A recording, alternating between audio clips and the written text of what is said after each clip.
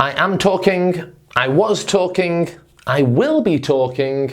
That is the future continuous, and in this lesson I'm going to teach you everything you need to know about when and where we use this tense. This video was requested by many of my YouTube viewers. If you have a request, just let me know in the comments and I might do a video for you too. So to form the future continuous, it's really easy. The present continuous is I am talking, so we just take the verb to be, I am, and we make that into the future. I will be. I will be talking, you will be listening, we will be learning. So that's basically how we form the tense. Now to form this in the negative, we use will not instead of will, but will not usually becomes won't in the future. Won't with the O sound in the middle. Sometimes when I'm speaking and I say I won't go, sometimes people understand this. I want to go. Want, won't, they are very similar, but the big difference in this is that with want, we use to, want to do something. So if somebody says I to go, then they're using the word want. If somebody says I go, then they're using the word won't. I won't go. To use the future continuous in a question, we simply change the order of will and the person, I, you, he, she. So, for example, you will be staying becomes will you be staying. If you go to a hotel in England, at reception, they will probably ask you, how many nights will you be staying? How many nights will you be staying? Okay, everything stays the same. We simply change the order of will and the person. So I think forming the future continuous is not too complicated, right?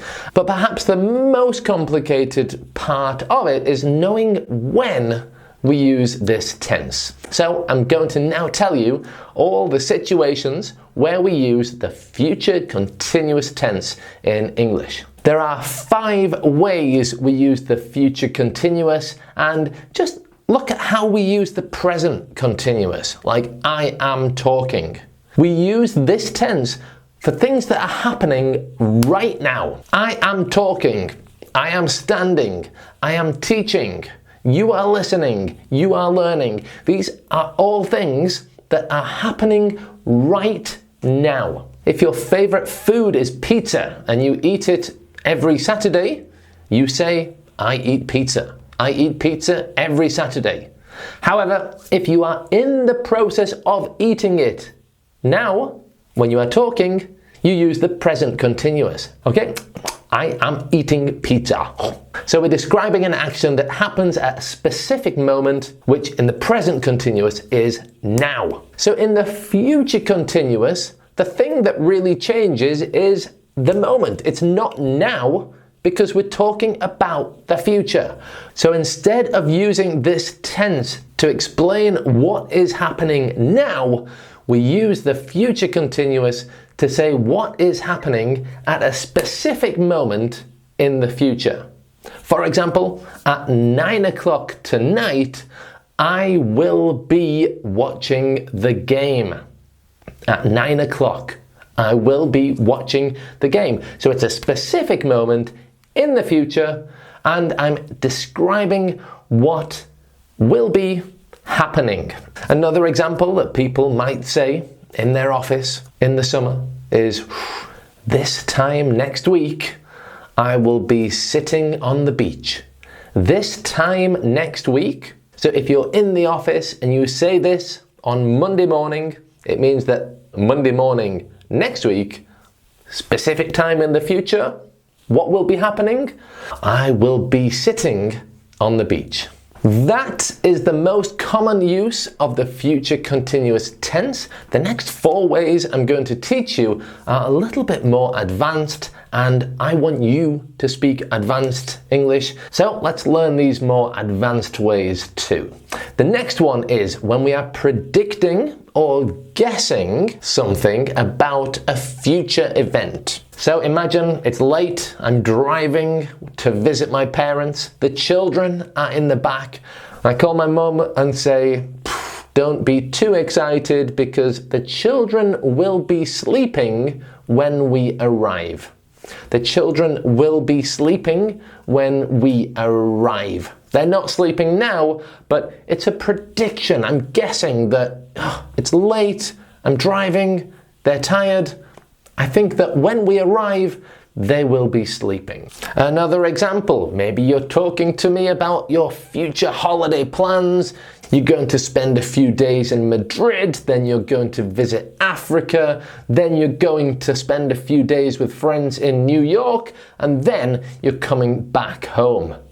And I say, wow, you'll be feeling tired after that holiday.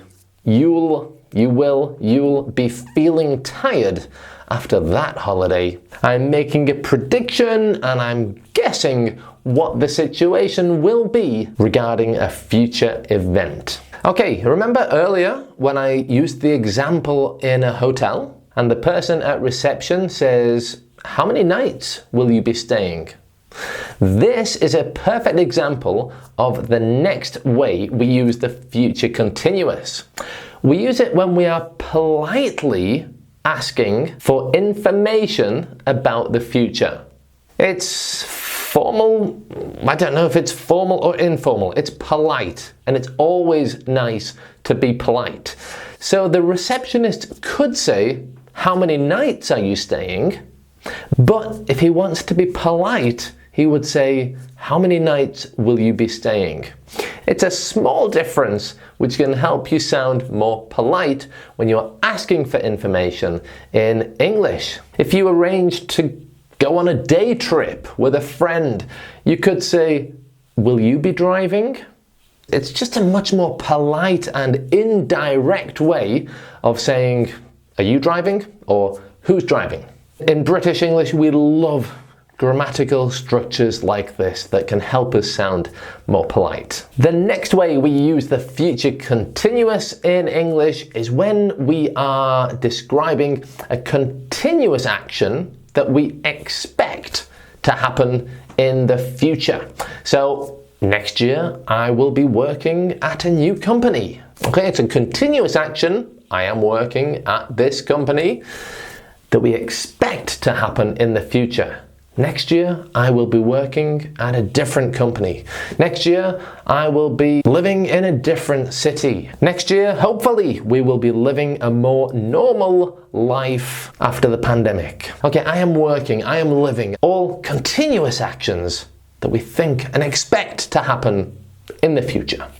Okay, so far, we use the future continuous when we are describing a situation that will happen at a specific time in the future, when we are predicting or guessing about future events, when we are politely asking for information, and when we're talking about continuous events that we expect to happen in the future.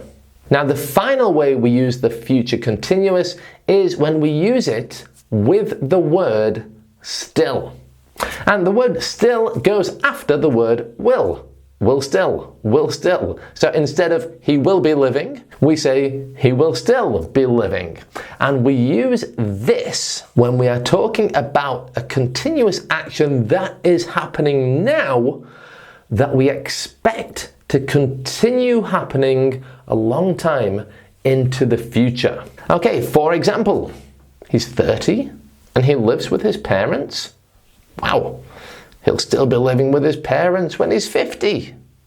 He'll still be living with his parents when he's 50. Okay, it's something that is happening now, and I'm predicting that it will continue to happen a long time into the future. I love spaghetti bolognese, and when I eat it so quickly. However, my daughter eats very, very slowly, and as I look at my empty plate and look at her full plate, I often say, You'll still be eating at bedtime. You will still be eating at bedtime. So she is eating now. It's a continuous action that I am guessing will happen a long time into the future. You will still be eating at bedtime.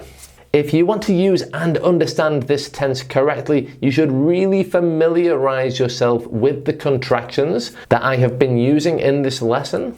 I will becomes I'll, you will becomes you'll, he will, he'll, she will, she'll, we will, we'll, and they will, they'll. That's an important part of understanding and using naturally this future continuous tense. So now you know how to use the future continuous. Now you need to know how to use the past continuous. I will teach you everything you need to know about that in that video. And then there's the present perfect continuous, like I have been living. You can learn all about that in that video there. Thanks for watching and bye for now.